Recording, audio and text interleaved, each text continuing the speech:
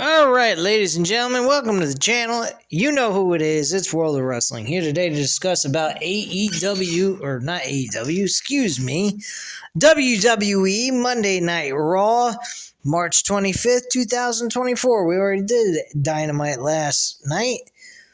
We're doing Raw.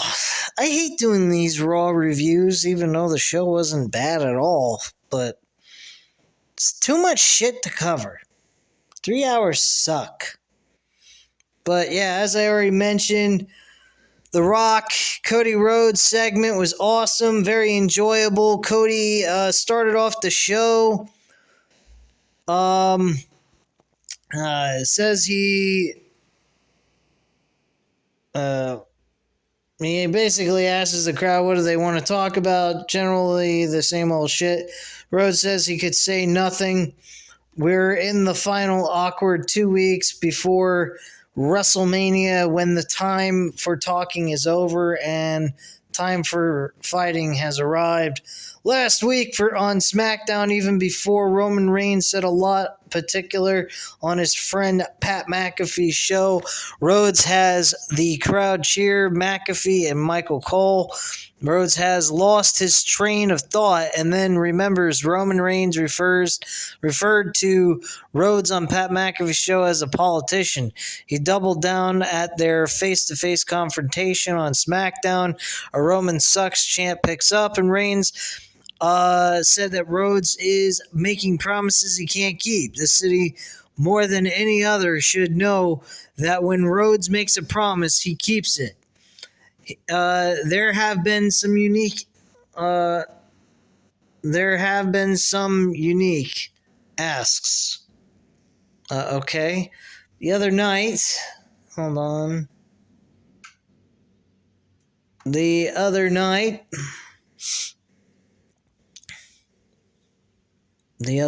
oh my gosh, I lost my place.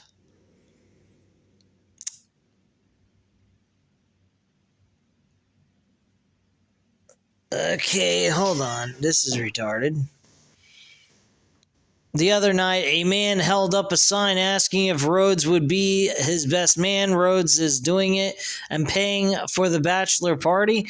Another boy wanted him there for his birthday. He's going. He's bringing kids to WrestleMania. Sounds like a lot of retarded bullshit that Rhodes was saying. Rhodes does these things and wants nothing back. These things are lost on Reigns because Rhodes is doing this because he has to. Rhodes is out here pretending to be the champion because the champion isn't here. Another Cody chant picks up, and Rhodes has filled the ring up with platitudes about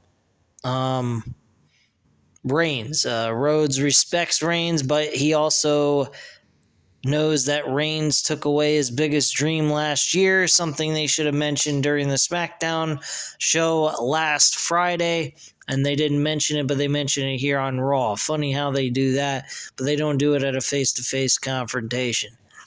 While he respects Reigns, he also hates his guts. I don't know how that works, but okay. Apparently, you can do both. Rhodes understands if Reigns hates him, he took away his chance to have a wankus with his a whack fest with his cousin at WrestleMania. Rhodes won the Royal Rumble and pointed at the sign. If he learned anything from last year, he can't do it alone. Rhodes then asked the crowd if they would stand beside him in the biggest tag team match of his career, along with the match on April 7th in Night 2 against Roman Reigns to win the championship. Rhodes is going to point to the WrestleMania sign and wants the crowd to do the same, and Rhodes points the sign, and the crowd does the same as well. After that, Rock comes out, his music plays, nothing is said. Apparently, when he walked up to Cody Rhodes, he went ahead and he said, "I'm going to make you bleed," but you don't really hear it, so it's up for speculation. Apparently, from Sean Sapp, it was confirmed that he is definitely He said that he would make him bleed at the end of the show. Ricochet is warming up backstage. He'll face JD McDonough of the Judgment Day next. The Rock is basically interviewed backstage with the backstage interviewer and is told that, asked her what he said to him, and he says, well, if you want to know, just go ask Cody, and walks off. Judgment Day Clubhouse, we get Women's World Champion Rhea Ripley is with Dirty Dominic Mysterio. She knows Mysterio has unfinished business with his father and would have helped out on Smackdown. Sure, I'm tired and I've had a long fucking day at work. I did not feel like doing this damn review, but I said I was going to do this. I postponed it, and I'm not postponing it any longer. Mysterio apologizes for the fact that he didn't have Mommy with him, and Damian Priest tells McDonough to handle Ricochet. Finn Balor isn't happy. Mysterio and McDonough have looked like fools against Ricochet. Haven't won in 3 weeks between the two of them. Priest has a plan for WrestleMania, and McDonough says that he has Ricochet's number. Ripley tells them to win, and Mysterio assures her that he will. In which case they don't. The match was very good, very entertaining, and well worth the time. Ricochet picks up another victory. He's looking pretty good going into WrestleMania, even though he ain't got a match. So apparently they might be building him up for some important stuff after WrestleMania. Who knows? Backstage, we have CM Punk walking around the Chicago Cubs branded WWE Championship. He'll be out next. I actually think the Cubs are winning right now as we speak. I was going to bet against them with the Texas Rangers on Hard Rock, but yeah. Anywho, backstage segment. Main event, Jey Uso. Main event, Jey Uso is walking backstage. He'll be facing Shinsuke Nakamura later on tonight. Why the match was even happening is beyond me. Anyway, we had CM Punk make his way to the ring. His right arm is heavily braced to support his surgical repaired tricep. Makes his way to the ring to a massive reception, and the camera follows him from the backstage to the stage. Punk poses on the turnbuckles before dancing around the ring. Punk goes outside and high-fives Samantha Irvin. She looks thrilled, and Punk then jumps on the commentary table and holds up a microphone. Punk gets in the ring, and then there's a loud CM Punk chant. Punk says he has a lot of things he wants to say and a lot of business to get to, but it is good to be alive on a Monday night in Chicago or what? The crowd roars. Everyone is asking him if he's going to be at WrestleMania. Short answer is yes. Everyone is asking him how that's possible with his elbow and how has it been doing. It's not great, and he's not medically cleared, but his mouth works. They're not on Netflix, and apologies. People are wondering if he's going to host WrestleMania. 10 years ago, he would have thought that was beneath him, and now he just wants to be in front of people. He wishes WrestleMania was in Chicago. They tell him he's great in the ring, on the microphone, and even on commentary. Why doesn't he try to be a referee? Is there a match at WrestleMania that needs an impartial referee?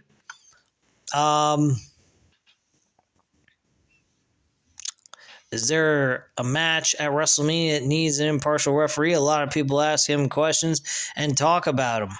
A lot of people, even if they hate him, they need to talk about him. Punk calls over to Pat McAfee and mentions he had Roman Reigns as a guest. I'm so sorry, guys. I am extremely tired. He had Roman Reigns as a guest on his show. Punk doesn't listen to McAfee shows, but he mentions he listens to Jim Cornette's podcast. Why does Reigns need to bring Punk up? Reigns has earned that right, but him coming back and climbing up the mountain as Reigns climbs down, they'll see each other soon. Another guy that likes to talk about him is Seth Rollins. They go way back and don't see eye to eye, mostly because Rollins wears high heels and is magically taller. Laughing about how Punk has paid the price for wrestling since he was 15, maybe he has earned that right. Someone who hasn't talked about him or said a word about him is The Rock, and Punk would like to think that he remembers being face-to-face with him 10 years ago, realizing his arms were too short to box with God, which clearly that is incorrect. The Rock beat him, but to each his own, I guess.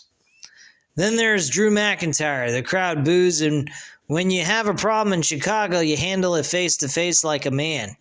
Drew McIntyre's music hits, and Punk tells the production crew to turn off the music. Punk says he can't wrestle, but he can beat his bitch ass.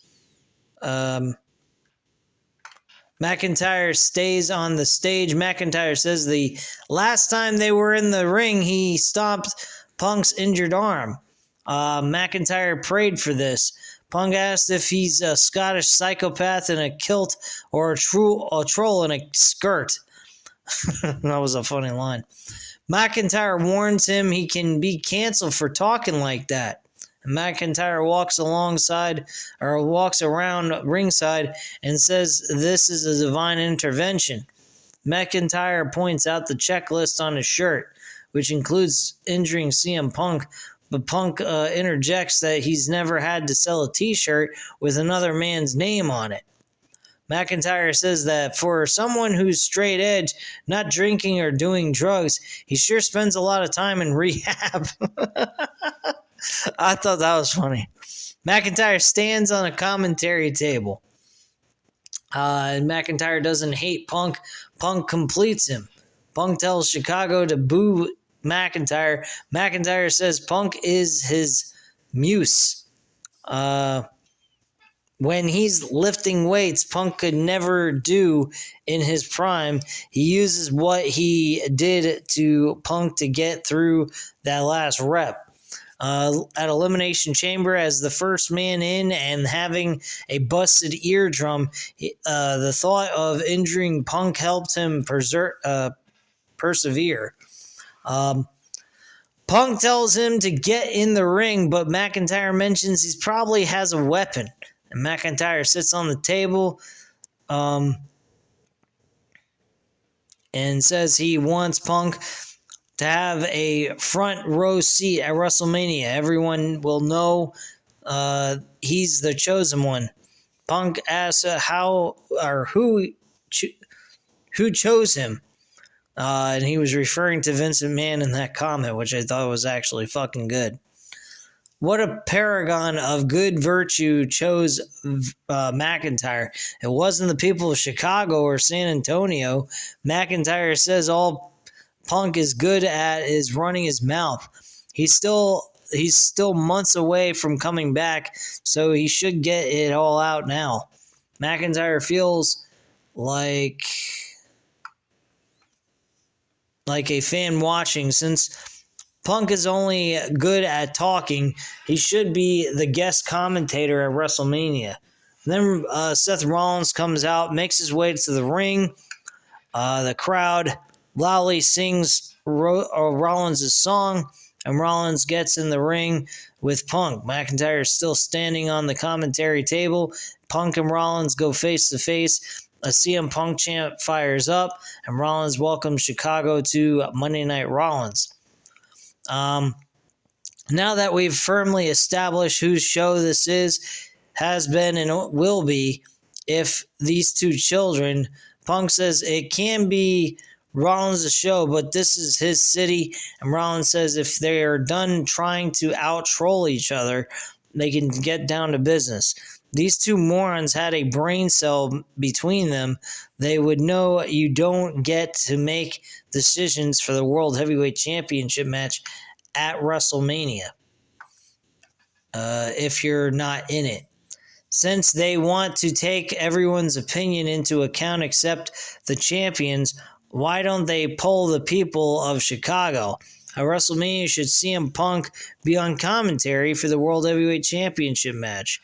And the crowd buzzes, but it's not an overwhelmingly loud roar.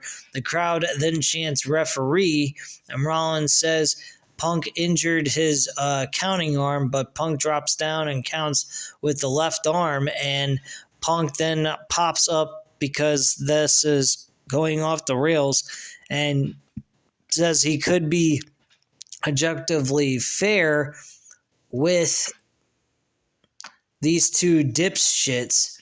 McIntyre reminds him that it's PG. Yeah, fuck PG era. Rollins asks if Punk wants to know what he thinks. Punk says nope. Rollins says he doesn't think anything of Punk.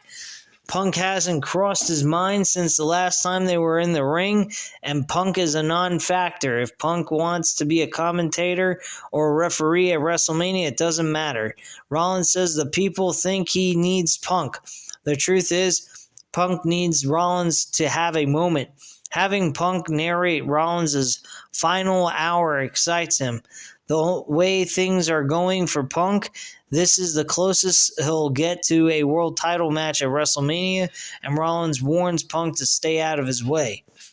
Punk says it's decided. He'll put on a headset, sit next to Michael Cole and Pat McAfee, and do commentary at WrestleMania. Punk promises to do something these two guys can't do, make them both interesting. Rollins failed to do that in Punk's 10-year absence. Punk tells them to play his music and walks off. McIntyre says that Punk is not getting the last word. Punk is obsessed with McIntyre and watches everything he does on social media. Rollins super kicks McIntyre and delivers a curb stomp. And then Rollins gets out of the ring and stares at Punk before walking off. I thought this was a very entertaining segment. I know my commentary doesn't give it justice or anything because I sound very monotone and very tired and exhausted at this point. But I thought this was a very good, solid segment. Next up, we have Candice LeRae versus Ivy Nile. Don't give a flying fuck about this. Candice LeRae wins. LeRae celebrates, but a conflicted Hartwell declines to celebrate with her because she ended up cheating in the match. New Day is talking with DIY. They don't get each other's names in the background. We can see the wise man, Paul Heyman, talking to Drew McIntyre, which I thought I saw that, but didn't really say anything about it when I initially watched it. The Miz and R-Truth walk up to them, and R-Truth says this is going to be the best match ever. The New Day versus DX. R-Truth told JBL the awesome truth will be on commentary, and Miz tells him that it's not JBL, it's Pat McAfee. R-Truth thinks he sneezed, and they walk off. Fucking ridiculous. Anyway, DIY versus New Day, very good matchup. Match, though, did end in a no contest, thanks to the interference of the Judgment Day. So, this match had a no-winner situation. So, it is what it is, I guess.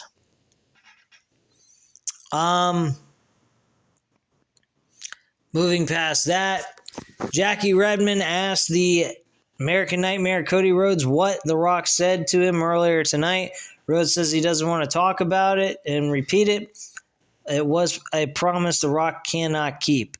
Rhodes walks off. So that's that. Next up, we have Andrade versus Giovanni Vinci. Great matchup between these two. Very entertaining stuff. Enjoyed it. Andrade wins the matchup. Before that, though, Kathy Kelly is backstage with the IC champion Gunther. She asked for a response to what Sami Zayn said about taking him down at WrestleMania 40. Gunther says he would have answered, but Zayn stormed off like a child. Those words were empty. Deep down, Zayn doesn't believe he'll beat Gunther. The people in Chicago don't believe it. Gunther doesn't think Zayn can beat Bronson Reed. She asks if Gunther will be out there to scout Zayn, but Gunther reiterates that he doesn't think Zayn will beat Reed. And that's that. Andrade beats Giovanni Vinci, though, and picks up a victory. After that, we have a backstage segment. Rhea Ripley walking backstage alongside with Dominic Mysterio, who we'll hear from next. So, we get Rhea Ripley addresses the WrestleMania match with Becky Lynch. This was another good segment. I enjoyed this segment. These two basically broke down into a brawl at the end of this promo. So Rhea Ripley makes her way to the ring alongside with Dominic Mysterio. Rhea Ripley has a brace on her left arm, her left wrist. Ripley is less than 2 weeks away from facing Becky Lynch with the title on the line at WrestleMania. A mommy champ picks up, and Ripley says to Mysterio that she feels she is not getting enough attention. She feels like a certain someone isn't giving her their full attention. Becky continues to fight week after week. Ripley could have gotten her attention by attacking her during one of her many matches, but she decided to be respectful. Ripley is getting impatient because WrestleMania is just around the corner, and Lynch should be giving Ripley her full attention. Mysterio takes the microphone, and the crowd starts to loudly boo him. Mysterio says Becky, and Becky Lynch's music hits immediately. Lynch gets in the ring to a nice ovation, and Lynch shouts, "The man has come around to Chicago." Hold on one second.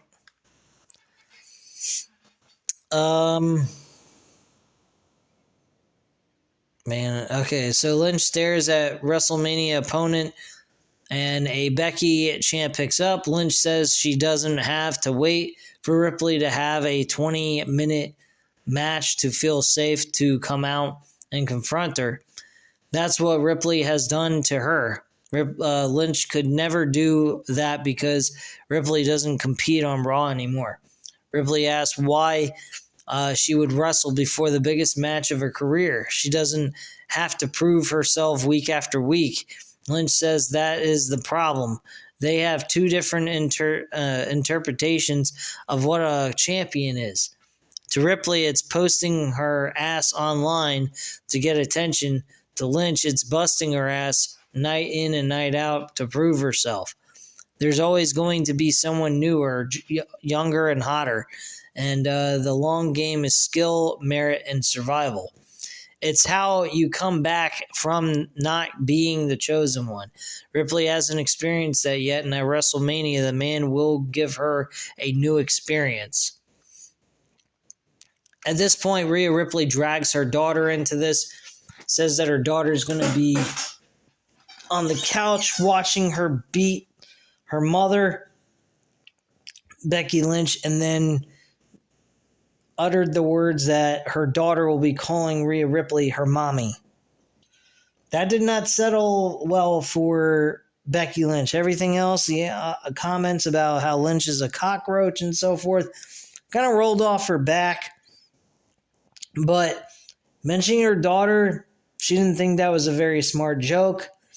But it's not a joke to her. Ripley claims she didn't attack Lynch out of respect, but there's no respect in Ripley. She knows if she's attacked Lynch, there's no going back. After WrestleMania, neither of them will be the same again. Lynch gets in the Ripley's face, but Mysterio backs Ripley up, and Mysterio gets in Lynch's face, and then Lynch punches him right in the mouth, really hard too. I mean, she connected with that punch, and it was a nice shot by her. He gets knocked down partially, and then they attack each other, and then it's broken up by referees and all kinds of other shit like that. So that's what happened there. Very good segment. Very enjoyable content that these two gave each other. Sami Zayn's walking backstage when he sees Chad Gable talking to Maxine Dupree. Gable wants to talk about what happened with them last week, and Zayn says he's fine with it.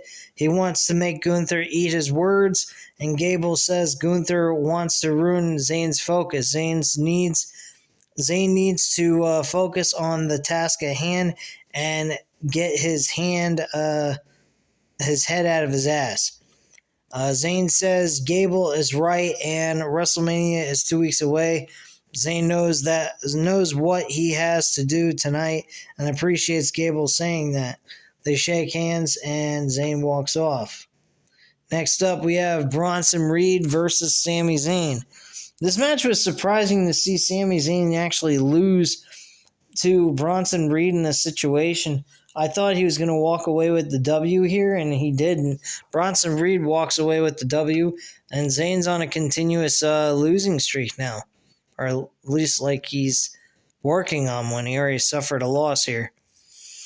We come back from break to see Reed take down Zayn and drop an elbow. Reed, this is during the match. I'm not going to go through all that shit. But yeah, Bronson Reed walks away victorious. Gunther was watching the match from on top of the stage and laughs at the shortcomings of his WrestleMania opponent and walks off. That's pretty much what happened there. So yeah, basically it shows that Sami Zayn's having issues mentally. We then have Jey Uso says that Shinsuke Nakamura has been sleeping on him for too long. Tonight he'll get woke. Oh boy.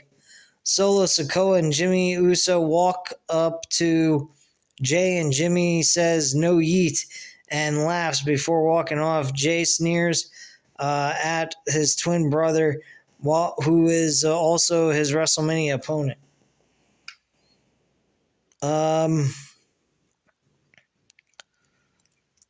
So at this point, we get to the main event, Jey Uso versus Shinsuke Nakamura. Very short match. Jey Uso walks away victorious. And after the match is over, with 8 minutes left in the show, it ended at like 10:52, the match itself. We get a breakdown of all kinds of stuff breaking out with the Bloodline, Jey Uso, Cody Rhodes, and so forth. And then The Rock shows up.